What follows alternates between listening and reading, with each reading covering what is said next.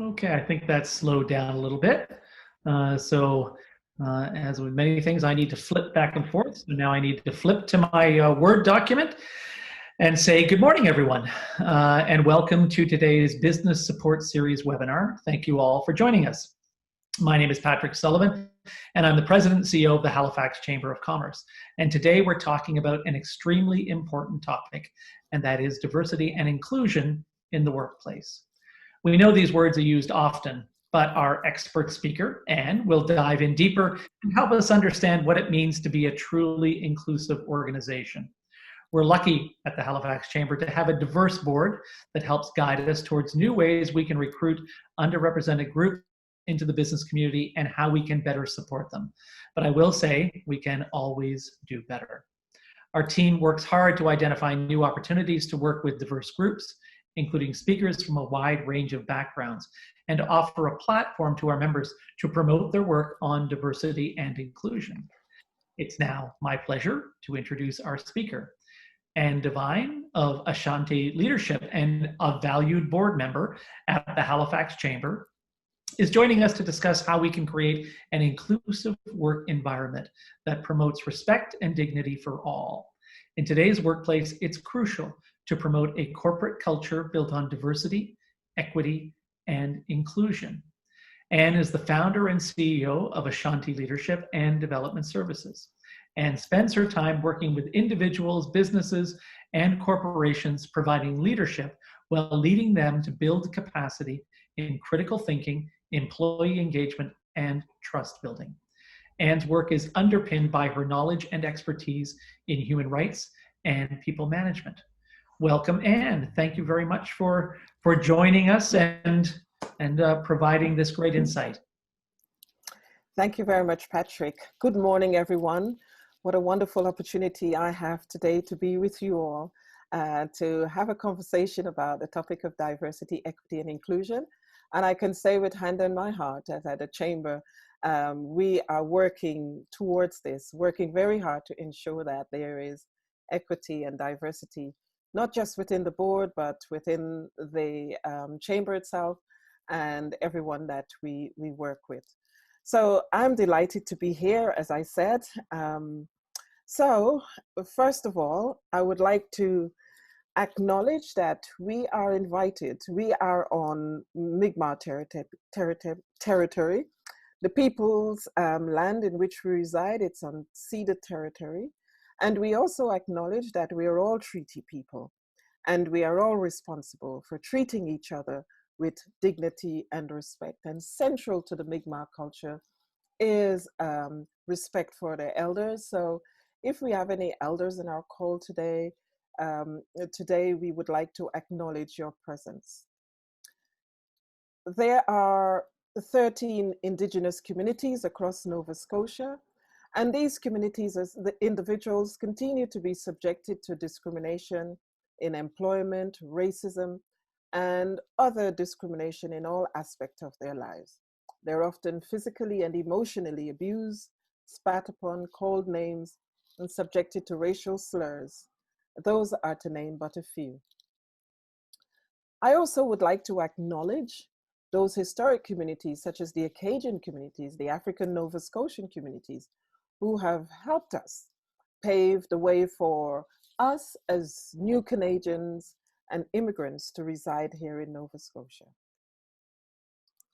I also wish to acknowledge our collective struggle together as business owners during this COVID-19 period. Many of our small and medium businesses have been closed and may never be reopened again. Some of our favorite places we would have lost forever. Our economic growth, the gains that we have made over the years, will have been lost. Persons with disabilities are most likely impacted because many of them were working in these small business enterprises, many of whom are closed. I also acknowledge that even at our international airport, one of the busiest in Canada, is down by a significant percentage. And our frontline staff, our healthcare workers, and who are most constantly at risk, I wish to acknowledge them, and that we are all in this together, and I appreciate all the support and learning sessions and conversations that have kept us together on this journey. In particular, the sessions that we have had at the Chamber, where we have had many, many individuals who have come to speak to us and support us, including Dr. Strang. December really is Human Rights Month. And the 1st of December is World AIDS Day. And that passed quietly this year. Many people did not mention much.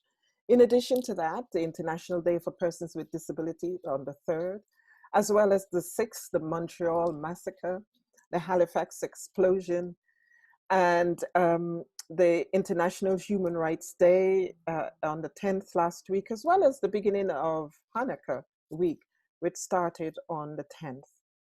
And Black Lives Matter as a social justice issue continues to impact us on a daily basis.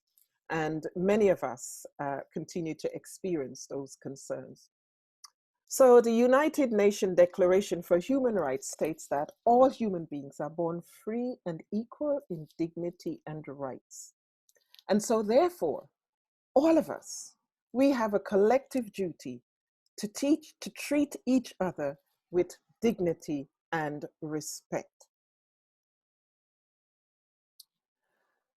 When we're talking about diversity, equity, and inclusion, these are related terms, but they are not interchangeable.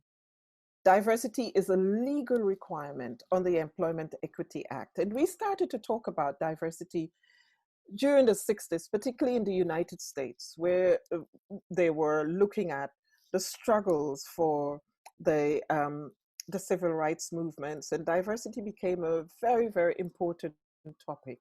And here in Canada, we also started looking at the relevance of diversity, and that was to protect those individuals, to right some of the wrongs that were being done to individuals. As for example, persons with disabilities, women. There are 4 categories under the Employment Equity Act, and those organizations that are federally regulated, such as the banks, such as the International Airport, and other organizations, universities, for example, they have a duty and a responsibility to ensure that fair employment is given to women. Aboriginals, I said Aboriginals because that is what is listed in the Act, but now what we often refer to as Indigenous people, persons with disability, and visible minority. As I said, these are the terms that are in the Act. And currently, what we would say is Black, Indigenous, and people of color. I deliberately have not used that term here in this presentation because there isn't any united, what shall I say, a collaborative approach about how to use this term, which came into being perhaps about 2013, but more coming into the fore in recent months. And so therefore, there is no collective agreement because people tend to pressure themselves as to what is the correct term I should use. Should I be using visible minority? Well, that seems to be outmoded, but we can, you know, use people of color. And if you want to use BIPOC, which is a term that I hate, I don't have much, you know, I have a sensitivity to it.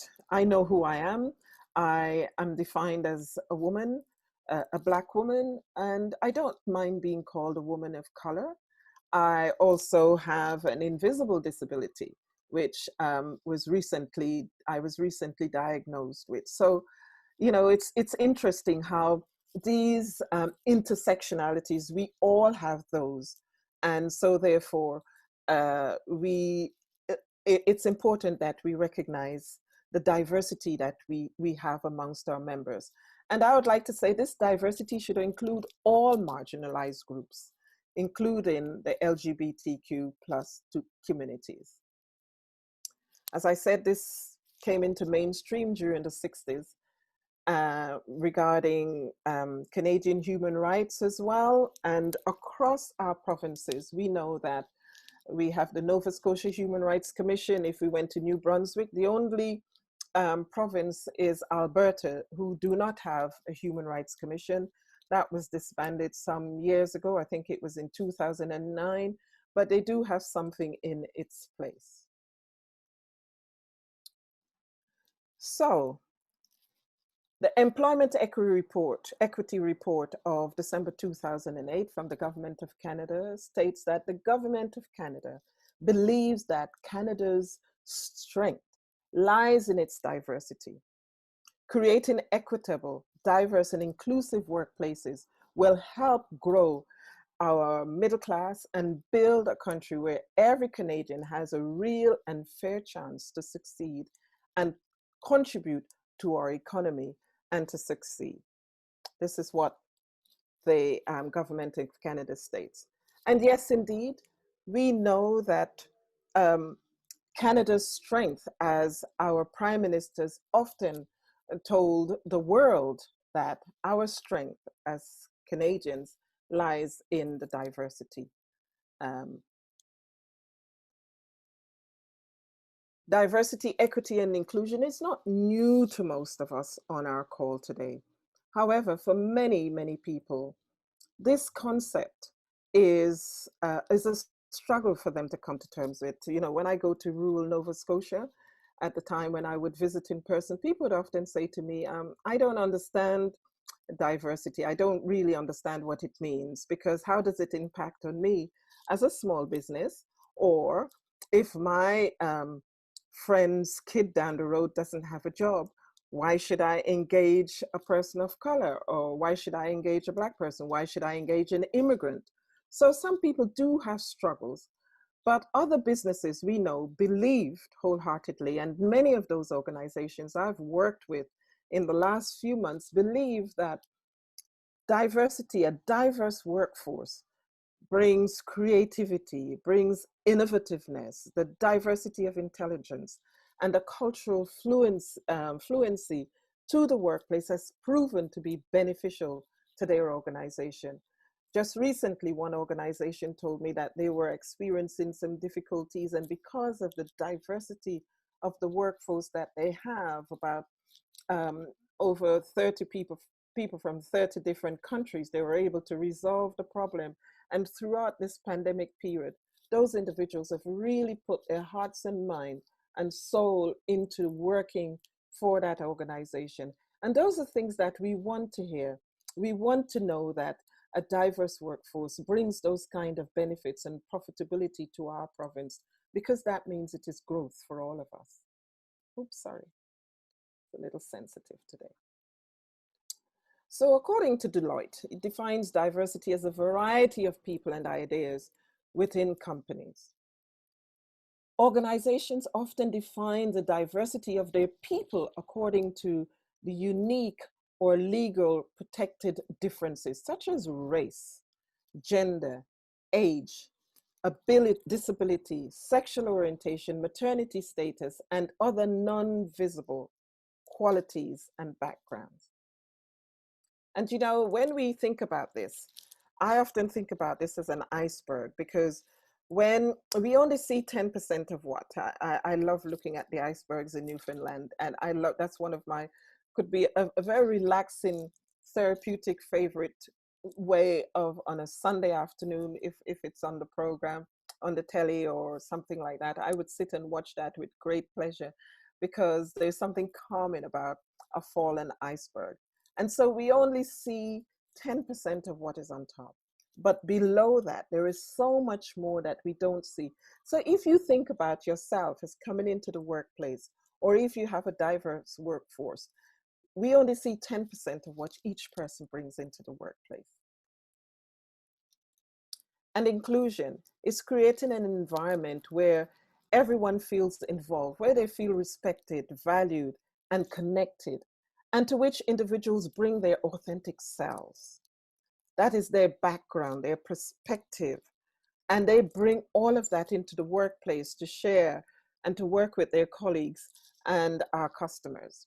You know, when we bring our authentic self in the workplace, and we don't feel that we have to cover, which is what most of us do, we don't like people to know because we fear that they might discriminate against us, or we fear that they will treat us differently.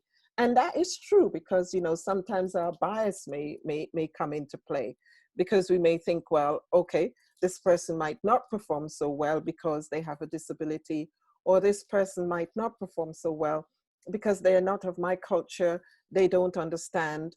We have certain views and feelings about the other. It doesn't matter who that other is. That's the way we behave as human beings. Our biases come into play. So when diversity, equity, and inclusion are operating at their peak, Jennifer Brown, she's one of the foremost persons who talks about inclusive leadership.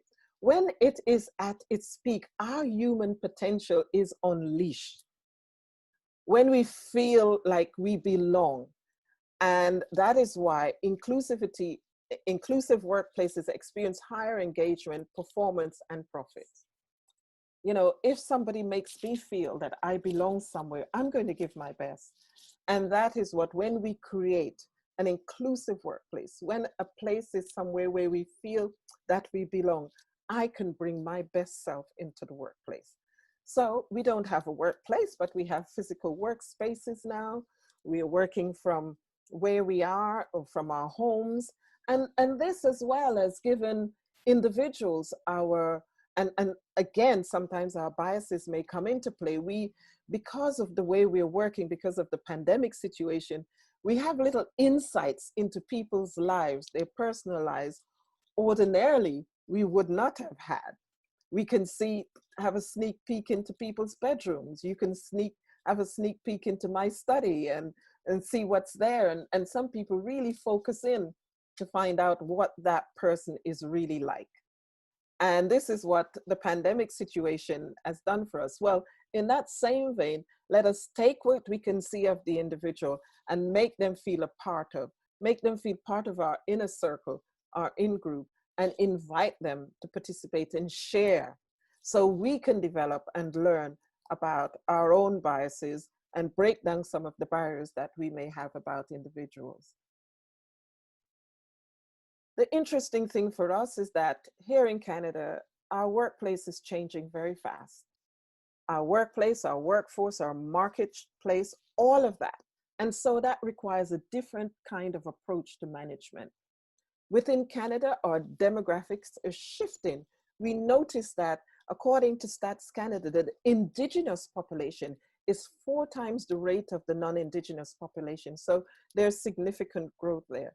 And even though, because of the pandemic situation, immigration has slowed down somewhat, there is still a growing new immigrant population in Canada.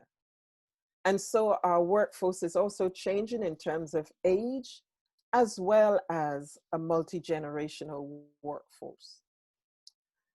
Within the last 25 years, it has become increasingly clear that our workforce, the change in the demographics, can no longer rely on male-dominated homogeneous workplace. No, because that's not going to cut it, because we're working in a global market, and leaders have had to think, and they've had to shift their mental thinking to respond to the change that's occurring in our global market, and seeking to attract the best talents, whether if they are from outside of Canada, whether if they're within Canada, and focusing on retaining and promoting and growing the population of Indigenous persons. And we still are way behind within the Indigenous growth in our workplace, with persons with disabilities, similarly, with visible minorities or people of color, and women at senior levels. Now we have noticed, and if you take a look around here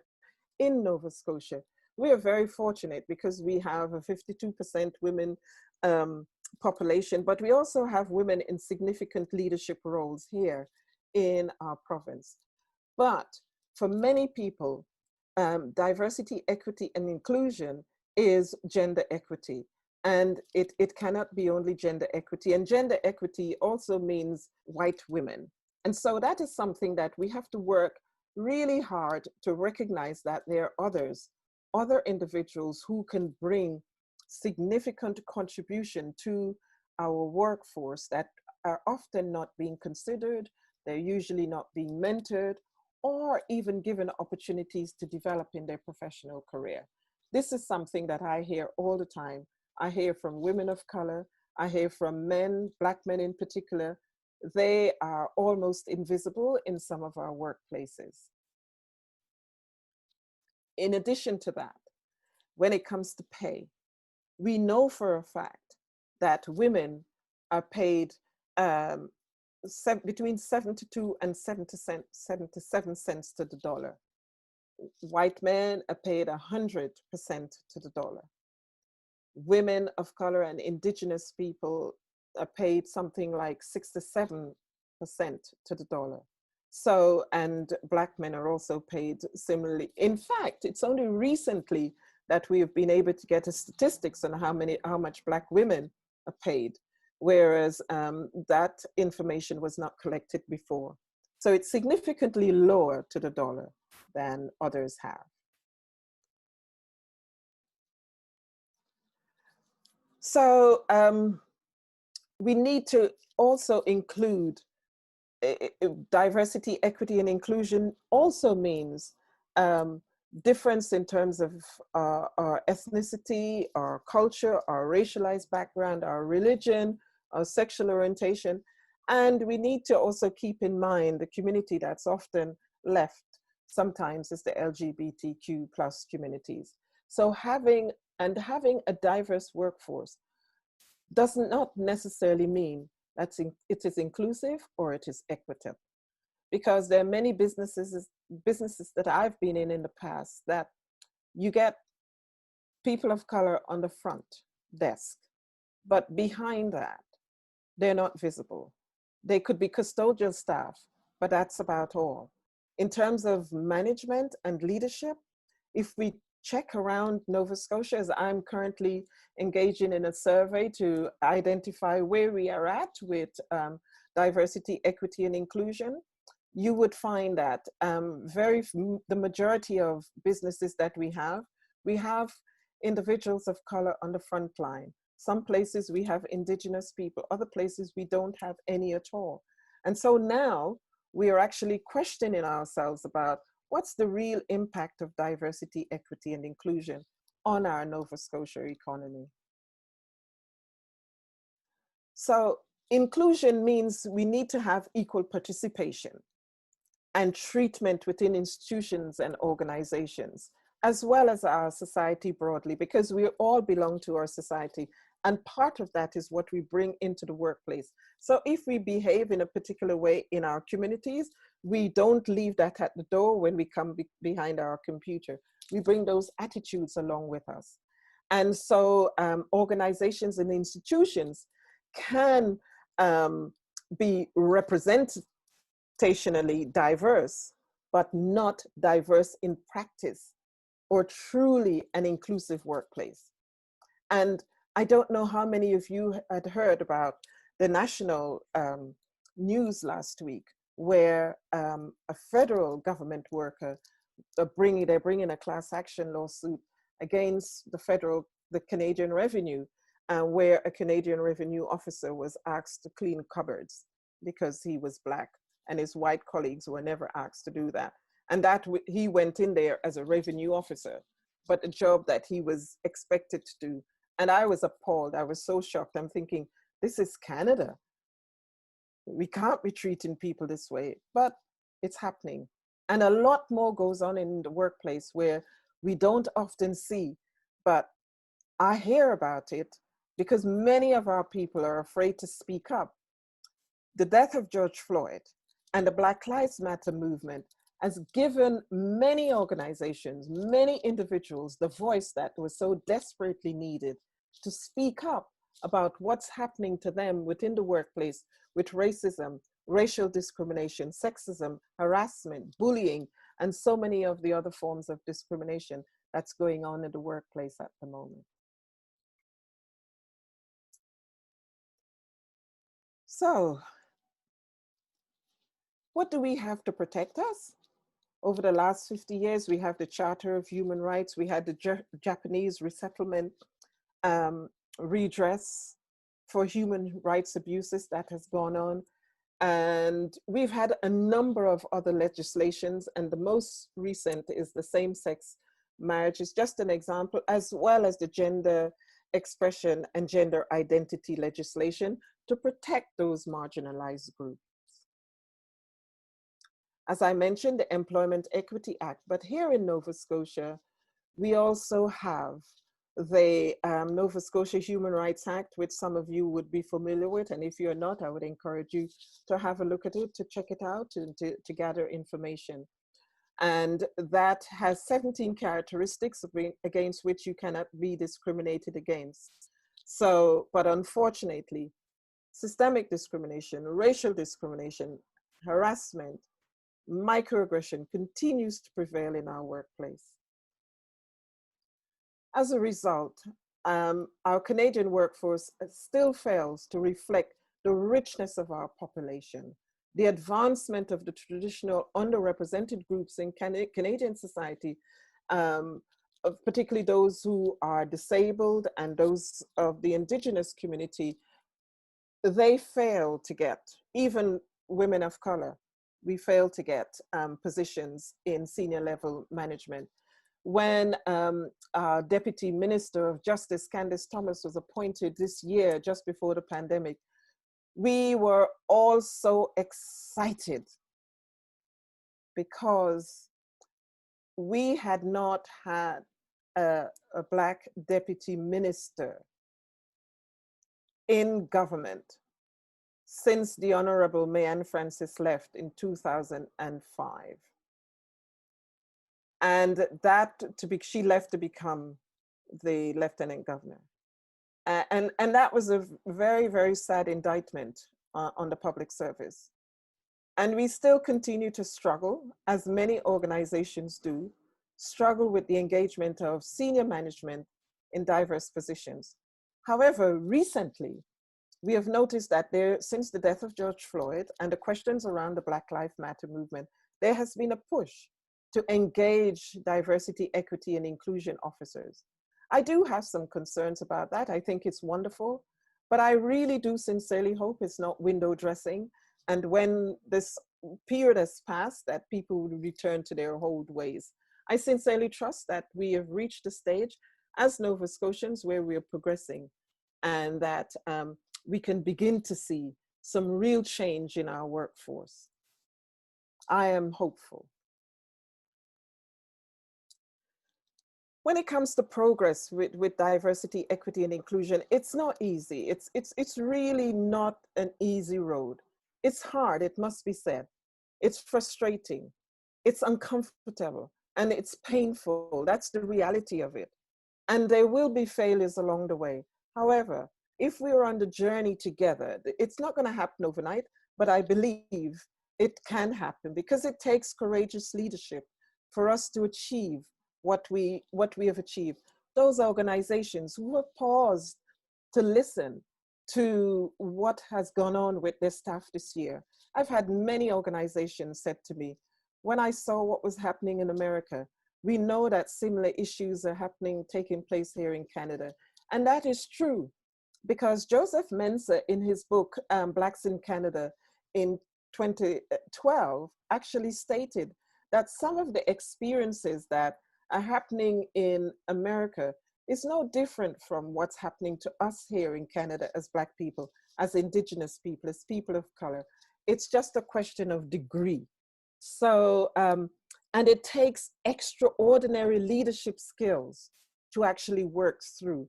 And I've been working with a number of organizations, but one organization that's particularly impressed me was when the owner of the business and the director said, you know, and I called my employees across Canada to find out how they're doing, how they're feeling. I called my employees of color. I called my Black employees because they work across Canada and the United States. And I wanted to know how they were feeling. So I got them to speak to me directly. And that's the message that many of our organizations have been saying, those ones who wanting to take change forward. How can we take change? Many people have said, I'm reading so many thick books. And, you know, and I say to folks, you know, try not to burst your brains with those thick books, because the reality is that having meaningful conversations, you know, look at some of the material that's been written here in Canada by Canadians. So it fits our reality and what we are experiencing. And if you're interested and you would like to have some information, feel free to connect with me, and I will share some of my literature review with you, because I think that that's quite useful. So one of the things that we want to do more than anything else in our workplace is that we want to succeed. We want to feel supported. We want to feel welcomed. We want to be appreciated, and we want to be encouraged to bring our best selves into the workplace. And this is about our leaders, because our leaders themselves have to recognize their own shortcomings when it comes to their biases, giving a voice to discrimination. And as leaders, you can no longer remain silent. Because one of the things that bothers people of color, people who are experiencing discrimination, transgender people, and thank goodness for Elliot Page, who has made history for us Canadians. And by that, I'm hoping that many of the difficulties that our transgender members face, that just looking at the publicity that Elliot Page has had, it help to educate us and influence the way how we think about certain groups of people. So we have to speak up. We can no longer remain silent, and it's not enough. It's not good enough to just put out statements or do a window dressing. And this is one of the things I admired most about the Halifax Chamber of Commerce, is that it was very thoughtful and long and hard about what we should say, because it has to be meaningful, it has to be tangible, and it has to be something that we're going to work through, not just today, but it has to be a common thread that runs through the organization. Diversity, equity, and inclusion must be a reality for everyone who's working in the organization.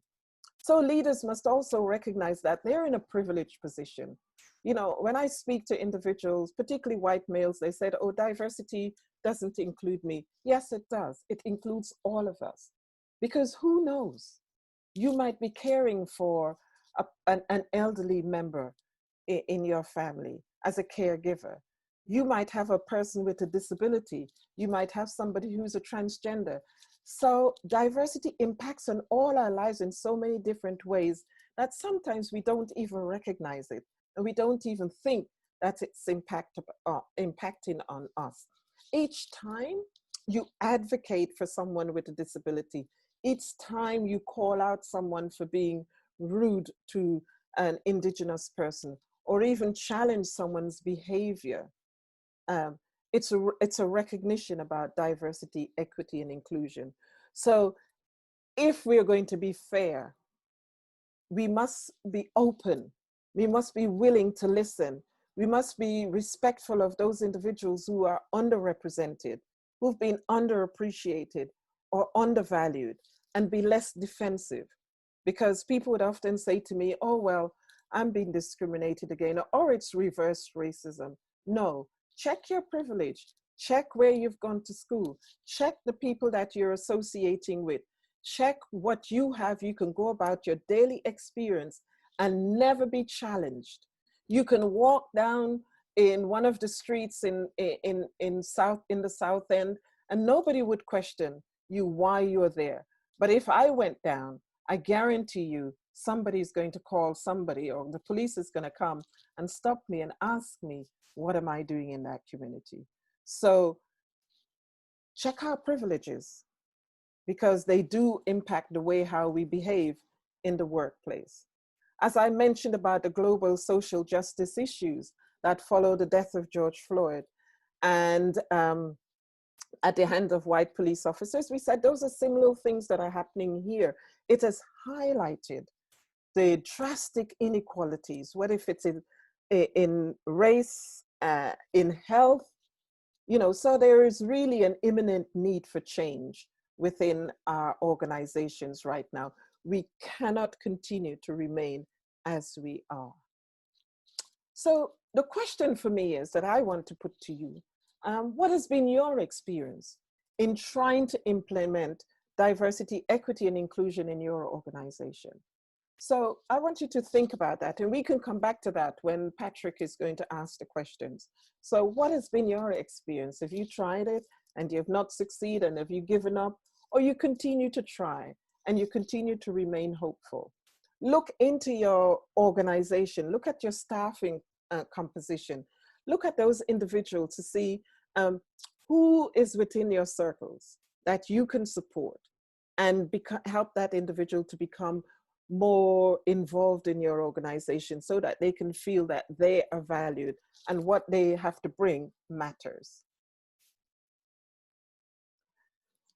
And as I said, it's not going to be achieved very easily because we have to uproot some of the old systemic culture and values, those things that our organizations are built upon. You know, the way that we used to do things around here, all of those things, they are so deeply rooted in the way we practice our business on a daily basis. And sometimes we don't even recognize how they impact individuals. You know, when we think about it, we think about our council now, they're going to have to recreate some new bathrooms, for example, for the women who have joined council. At one stage, there were very little to accommodate women in council. So there's so many things that are having to change now. I'm so delighted that for the first time in our history, in the 270-odd year history of Halifax, that for the first time, we have a Black woman councillor. Now, isn't that something? It took that length of time. It also tells me something quite significant. It tells me that our communities are thinking differently because it's not the status quo. To elect 6 women into our council, it tells me that there's a shift somewhere, something's happening, and that must be translated into the workplace also. So it's a time for us to change. We have younger generations who's in the workplace, specifically the millennials and Gen Z. There's that rapid growth in technology. It's changing everything that is shaping the future of our work. Who would have thought that this is how we will be communicating with each other in times past? It's a great privilege and a great time to be at the chamber, especially at this time.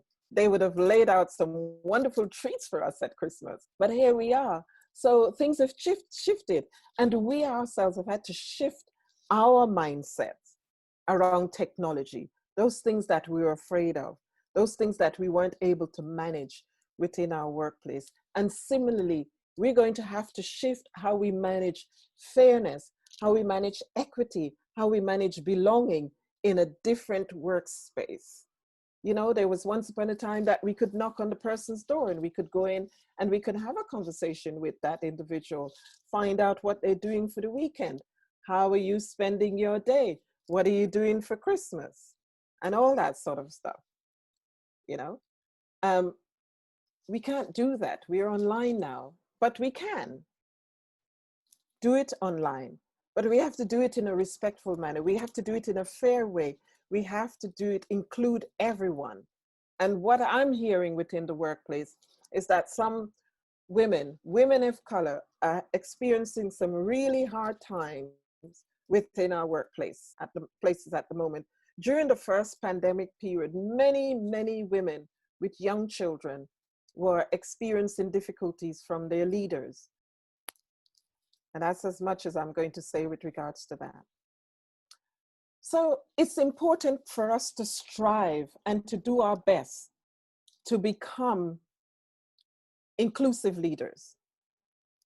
So here are some statistics that we need to take note of. 3 in 10 Canadians could have neither English nor French as their mother tongue. 1 in 4 workers will be over the age of 55. 21.2 million, the number of females who continue to outnumber males. That was pre-pandemic, because we know that those gains that have made in the workforce for our women have retreated back into the homes. So we hope that things are going to change. And more than 1/4 of our population in Canada will be foreign born. That includes me. About 1 in 3 in the labor force will belong to a visible minority group. That's me again. And the proportion of new jobs requiring skilled work, 80%, will result in a shortage of qualified workers. So we have a lot of work to do, not just with our current workforce. We have a lot of work to do with the generation that's coming, and we have a lot of work to do with those children who are in school. How do we prepare them for the skills that they're going to be working on in the future? We have to reimagine and rethink what it means to have a diverse and inclusive workforce. Yes? Becoming genuinely inclusive requires us to be courageous as leaders. You know, that's really hard. Organizations must choose fundamental change within their culture. Remember what I said, we have to uproot. It's no good us pouring new wine into old bottles, and it's no good us coming to these sessions and going away and not doing something. Now think about what the changes that you would like to see in your workplace. What are the old practices that you want to uproot? What is your commitment and the vision that you have for your workplace? So set the vision. Communication is critical, because when we do these things and we don't communicate to our workforce, it doesn't take forward. It doesn't go forward very well. Of course, there will be backlash. We are beginning to see backlash when it comes to supporting the social justice movements around anti-Black racism. We're seeing that. But as I said, it takes courage as leaders to be able to take that forward. Leaders must walk the talk. Don't just window dressing, because you know what? You will be called out. And I encourage people, don't call out our workplaces publicly if you're working in that environment. Let other people in social media do it for you, because you want to continue working in that workplace. But I'd encourage you to call in your workplace. Speak to your leaders, speak to your directors, ask them questions. What are they doing? How meaningful what they're saying? Does it really have a message that is inclusive, right? And for those leaders, make it accountable, make them accountable.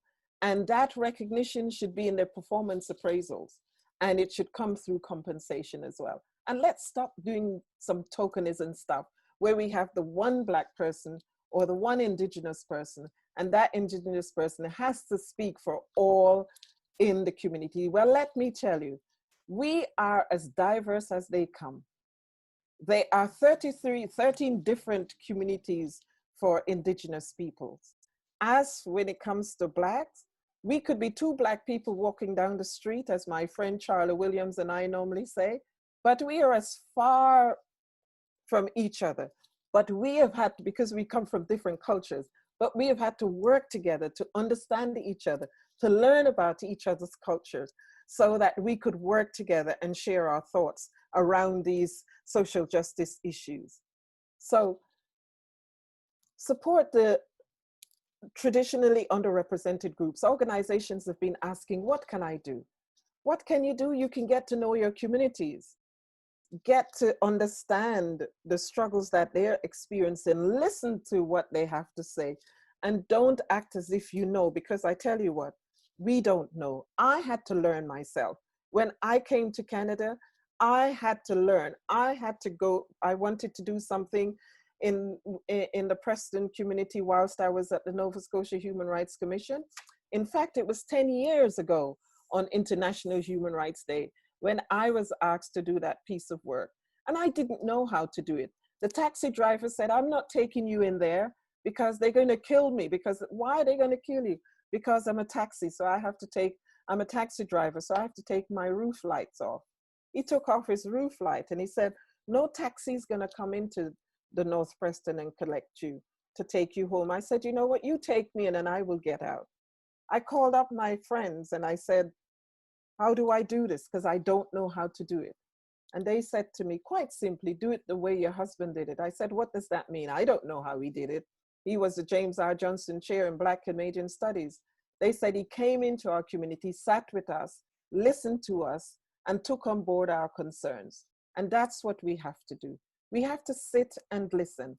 Don't be defensive. We have been struggling for too long, and privileges is something that we have to take a step back and really reckon and review how we have achieved what we have achieved historically off the backs of those who have served us. Embrace positive conflicts, because sometimes this is how we learn. We learn from each other when we are sharing our thoughts, and build allyship within our communities, and achieve deep understanding from our people, as well as find out what your people are doing. Where are their aspirations for leadership? What is their unique strengths? And let the employees have a voice and engage with everyone. And I think that's where, oh, yes, one more. Hire based on cultural contribution and not necessarily about the cultural fit. Use technical tools and evaluate on inclusion dynamically. Thank you very much. I'll hand you back to Patrick. Okay, I'm going to jump back in, Anne. Thank you very much for that. That was very, very enlightening. Although I've been writing questions and pages down here, disappearing, writing lots of questions down. So I hope we can get through some of these. We do have some questions already from the audience. So if anyone did have any questions that they wanted to ask, they could stick them into the Q&A or into the panelists. I see some folks are already commenting, and one of the comments was very inspiring. So thank you very much, Anne. And why don't we close your slides? Sure, please do. Yes. I think I can do that. Yes. And then there we go. We can see you more. There we go. So a couple of questions. I'm going to start out with an easy one. Oh yes. Yeah. Maybe easy, maybe confusing. Equity and equality. What's the difference? Although, I don't want to answer my own question, but I'm hoping you can comment on this slide or this picture that you probably, oh gosh, now I've done it. Oh yes, this is the favorite one that people often show. Well, yes. If we were to really look at that slide, take a good look at it. When we think about equity, the stand where they're standing from, they have the same starting point, yes? But if you notice, even though they're standing, not everybody has the same vision, because the taller guy, he can see the entire field, and then you have the other person who can just about, and there is somebody who cannot see whatsoever. But if you notice that if the tall guy were to step down and share his stool, it has made it possible for the smaller or younger person to have the experience of seeing the entire pitch. And that's how we have to do it. As leaders, if we were just to look at and this is all to do with our privilege as well. If we look at where we were raised, where we were born, not all of us have the same starting point. Yes, and it's important for us to note this. And some of us, we as Black people, we still have 400 years to catch up, and that will never happen. Okay, so let us work together so that we can all give that equal starting point that we all need so that we can succeed. Yeah. That's great. Thank you. Now, I've completely lost my questions because I tried to move things around because of that slide, so I've lost them. So I'm going to go to my question in my notes. One of the things that I know you touched on, but you didn't talk a lot about it, and was actually disabilities. Yes. And I know 30%, and this has surprised me. Mhm. 30%, I think, of the Nova Scotian population Yeah. is defined as disabled Yeah. in one way or another. Yeah. Um, should we be, and maybe you already have expanded that definition for diversity, equity, and inclusion to include the disabled, but is that something we should be thinking about as well? Absolutely. Nobody should be left out. When we're talking about diversity, equity, and inclusion, absolutely, as far as I'm concerned, that is one group that is definitely included. So you see, the thing is, the spectrum of diversity is very broad, very wide, but principally when we're talking about equity and inclusion, there are four groups within federal legislation, within our legislation, and they are women, persons with disabilities, indigenous people, and people of color. So in Nova Scotia here, we often talk about immigrants as well, to include the new immigrants, because they themselves do fall behind in many ways. But one of the things I also want to recognize is, let's not forget that there's still some good news here in Nova Scotia, because we have some good employers. We have employers who are asking questions.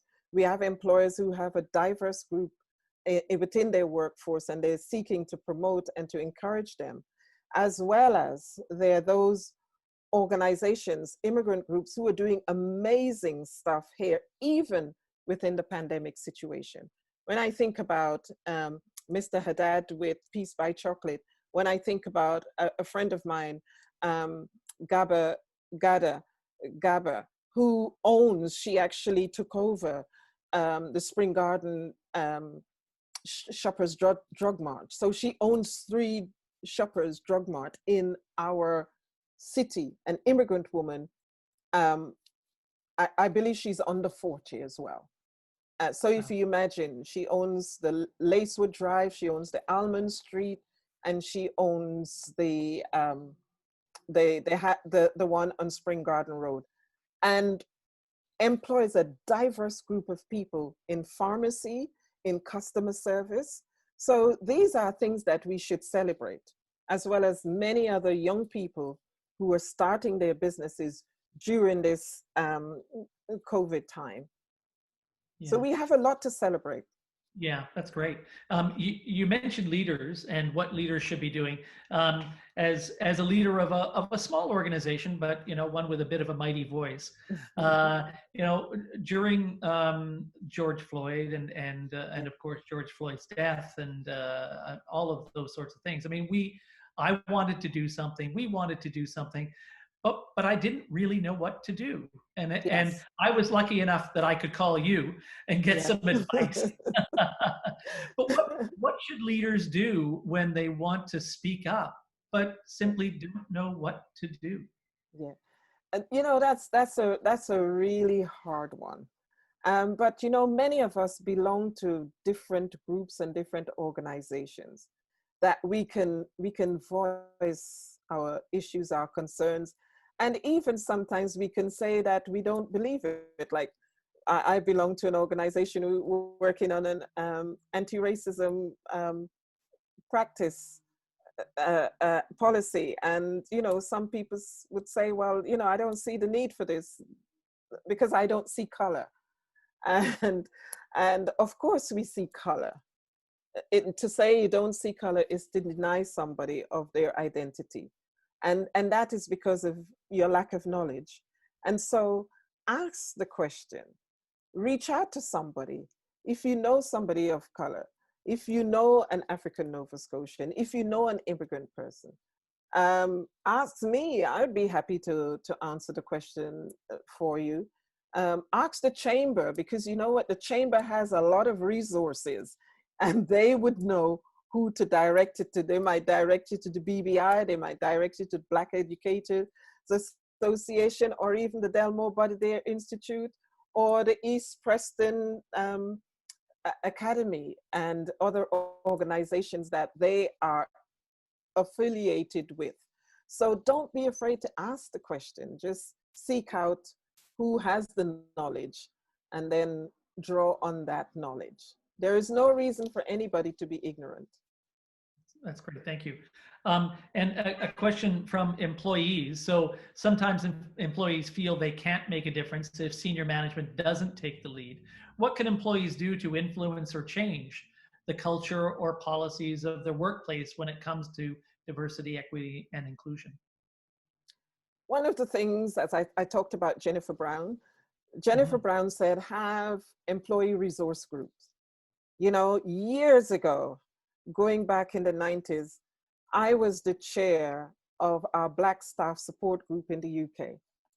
And we would meet once bi-weekly, and we will discuss the issues pertaining to what's happening within our organization. And I worked closely with the then chief officer to ensure that rather than meeting bi-weekly, we had half a day a month where we could talk about issues and then put our concerns to the leaders within our organizations. I would encourage those employees to draw on employee resource groups. These are a gold mine of knowledge for employers, and employers don't necessarily know. Because when we work together, we become so much more creative, so much more innovative, and we have so much more to offer. So I would encourage people to get those employee resource groups together, work together, and share your knowledge with management. That's great. Thank you, Anne. Well, I think we're probably going to come to a close. We've only got about a minute and a half left. So I want to wrap things up, but thank you very much, Anne. This has been very educational, motivating, and inspiring, as Anne-Marie said. Thank you very much. I'm pleased to say today, and I don't think we've said this to anybody yet, but the Halifax Chamber of Commerce nominates 3 board members to the Airport Authority Board. And our most recent nominee was just announced this week. A young gentleman named Matthew Martell, who's the Chief Operating Officer at BBI, will be our latest representative. And I think he will be the first person of color to join the Airport Authority Board.